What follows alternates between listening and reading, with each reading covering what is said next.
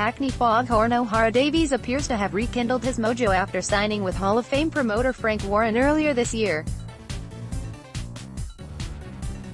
Strong and mallet-fisted, the incorrigible trash talker returns to the championship stage at London's O2 Arena on Saturday week in a WBC Silver Super Lightweight challenge to Congo's 21-1 Paul Kamanga. And 26-year-old Two Tanks knows an impressive victory could secure a salivating shootout with undefeated Queensberry Promotions stablemate Jack El Gato before the year closes. Catterall's not a big thing on OD's radar. He's not a big name, doesn't sell.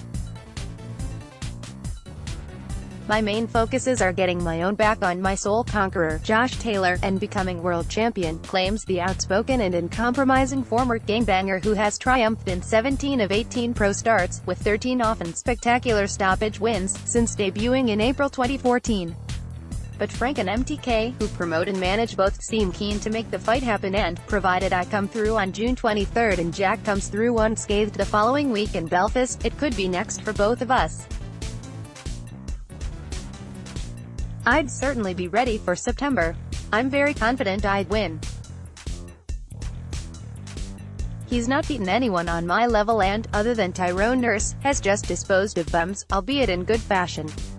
When we meet, Catterall will painfully learn that boxing is about levels.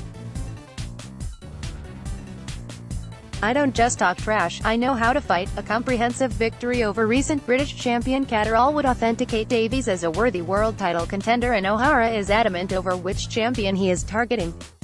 Maurice Hooker came over here, beat one of our fighters. He needs showing that WBO belt belongs here in the UK, states the 5 feet 7 inches strong man who went undefeated through an 18-bout amateur career. We had a 6-round spar at the Mayweather Gym in Vegas in early 2014.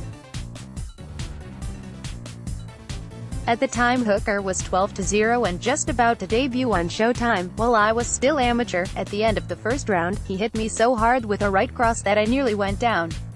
Thankfully I was saved by the bell. But, no word of a lie, after that, once I'd worked him out, I won the remaining 5 rounds easily. I thought Terry Flanagan deserved the victory over him at Manchester Arena last weekend. Hooker's shots did no damage, whereas Flanagan was much more aggressive, had the higher work rate throughout and landed more clean shots. At one point, I even thought Flanagan was going to stop him, and I don't particularly like Flanagan. I certainly think Hooker would be an easier fight for me than Flanagan would have been. Styles, once you work Hooker out, you can get him. I've longer arms, I'm faster, I hit harder and can match him for work. He doesn't work. He can't get out of the low gears. It's bold talk again from a man who was left nursing an eggy chin after failing to deliver on some audacious pre-fight braggadocio in a high-profile Commonwealth clash against unbeaten Edinburgh Olympian Josh Taylor in July 2017. That night, an uncharacteristically sedate Davies was stopped in 7. It was a bit embarrassing given how I'd spoken out beforehand, but it's my character to be a loudmouth. If I don't like you, I'll talk shish ***, and Taylor and his team are a bunch of weirdos, said Davies. Josh fought a good fight and won. That fight taught me not to concentrate too much on strength and conditioning because it's already in my genes. I'm naturally muscular. I over-focused on that, and it took away from my speed, timing and footwork. One day, I hope to get my own back. But I'm still so confident, in fact even more confident under my new team. Earlier this year, he ended his association with Tony Sims and resurfaced under West Ham coach Carlos Moreno. He explains, I've been training with Carlos on the side for the past few years cause I couldn't get direct coaching with Sims who has a big squad. Training lately has been so good. I've been much smarter, much sharper in spars and felt massive improvements in my last fight, a 6-round shutout over Ahmed Ibrahim, at Elland Road last month, from my previous stoppage win over Tom Farrell whilst still under Sims.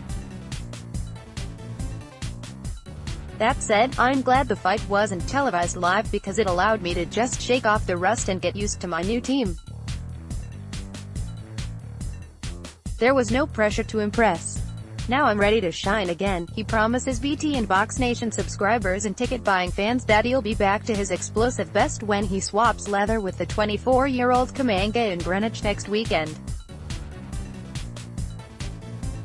Elland Road was about acquiring experience. "I was told not to unload, but I'll be under no such instructions to conserve at the O2. I'll be looking for total annihilation, to remind fans how fast, sharp, strong I am," he concludes. "Expect all those calling me out lately to have a rethink afterwards. OD's not a man you want to go calling out."